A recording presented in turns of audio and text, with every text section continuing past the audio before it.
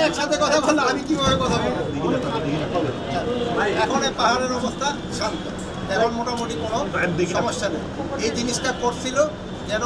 হিন্দুরা ভালোভাবে তাদের পূজাটা যেন উদযাপন করতে না পারে এই পূজাটা হলো একটা ধর্মীয় অনুষ্ঠান এবং এটা একটা ভাব জমিয়তের সাথে করার কথা এবং তারা যেন এটা যেন ভালোভাবে না করতে পারে এইটা হচ্ছিল কিছু কিছু লোকের উদ্দেশ্য এটাই তারা করার চেষ্টা করতে পারে তারা সফল চেষ্টা করছে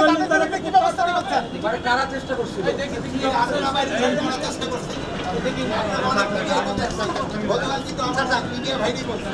এটা চেষ্টা করতে ব্যবস্থা এখন নেওয়া হবে